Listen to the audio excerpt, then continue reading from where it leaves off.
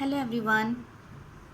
पिछले वीडियो में हमने क्रिया के बारे में पढ़ा था। क्रिया किसे कहते हैं, क्रिया के कितने भाग हैं, धातु क्या है, इन सब के बारे में हम लोगों ने पार्ट 1 में अर्थात भाग 1 में पढ़ा था। अब हम भाग 2 में उसके आगे का पढ़ेंगे।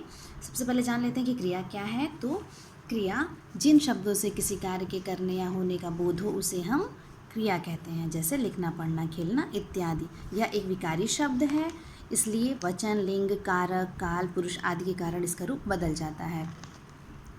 अब बात कर लेते हैं इसके भागों की, जो कि 2 भागों में बांटा गया है, हमने आपको कल बताया था। और अब बात करते हैं प्रयोग के आधार पर।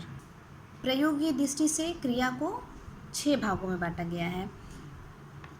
सामान्य क्रिया, संयुक्त क्रिया, नाम धातु, प्रेरणार्थक क्रिया, पूर्वकालिक क्रिया और कृदंत क्रिया। जान लेते हैं सामान्य क्रिया क्या है।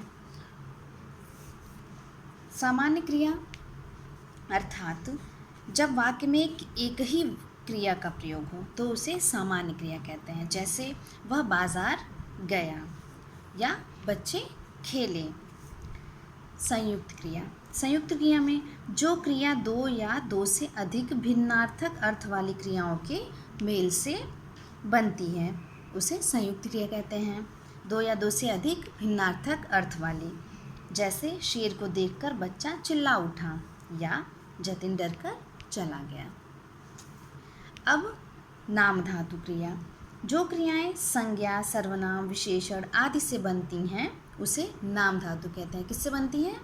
क्रिया संज्ञा, सर्वनाम, विशेषण आदि से बनती हैं, उन्हें हम नाम धातु क्रिया कहते हैं। जैसे यहाँ मक्खियाँ भिन भिन आ रही हैं, जैसे कि यहाँ मक्खियाँ भिन भिन आ रही हैं, यह आपका आता है नाम धातु क्रिया में।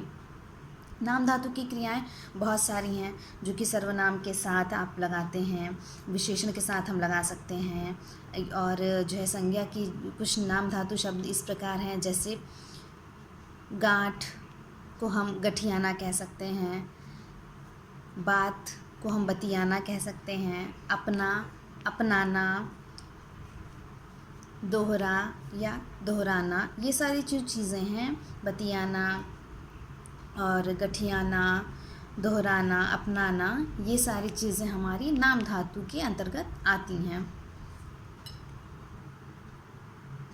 अब बात करते हैं प्रेरणार्थक क्रिया। प्रेरणार्थक क्रिया वह क्रिया होती है जिन क्रियाओं को कर्ता स्वयं न करके किसी दूसरे से करवाता है।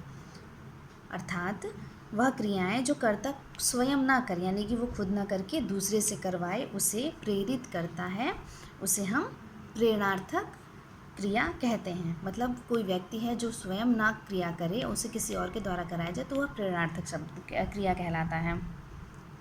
इसके भी उदाहरण हैं, जैसे करना, कराना,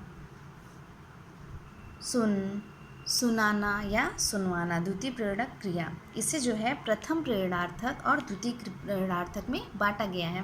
प्रथम में जैसे कि आपका मूल शब्द हो गया सोना, तो उसे हम सुलाना और सुलवाना, यह द्वितीय प्रेरणार्थक क्रिया में आ जाता है। पीना यह मूल क्रिया है, पिलाना प्रथम प्रेरणार्थक और दूसरा पिलवाना, जैसा कि इसमें बताया गया है कि कर्ता स्वयं ना करके दूसरे के द्वारा करे, इसलिए। अब बात करते हैं हम पूर्वकालिक क्रिया के बारे में। जैसे कि इसके बारे में जान लेते हैं कि मुख्य अथवा मूल क्रिया से पूर्व होने वाली क्रिया, मुख्य अथवा मूल क्रिया से पूर्व होने वाली क्रिया पूर्वकालिक क्रिया कहलाती है। जैसे कि वह हाथ धोकर खाने बैठा, वह हाथ धोकर खाने बैठा, या नितिन दूध पीकर सोता है। तो यह जो क्रिया है यह मुख्य अथवा मुख्य या मूल क्रिया से पूर्व होने वाली क्रिया होती है। इसमें जो धोकर और पीकर है यह पूर्वकालिक क्रिया का उदाहरण है। आखिरी क्रिया का जो भेद है प्रयोग की दृष्टि से वह है कृदंत क्रिया। कृदंत क्रिया में जो क्रियाएं शब्दों के अंत में प्रत्यय बनाती हैं उसे कृदंत क्रियाएं कहते हैं। मतलब जो शब्द के अंत में प्रत्यय लगे हों तब वहाँ पर कृदंत क्रिया होती है। जैसे पढ़ता, पढ़ में जब ता लग जाता है तो पढ़ता हो जाता है, तो ता यहाँ पे आपका प्रत्यय का जो है कारक बनता है। जाता, जाता में जा और ता, जा धन ता यानी कि जाता।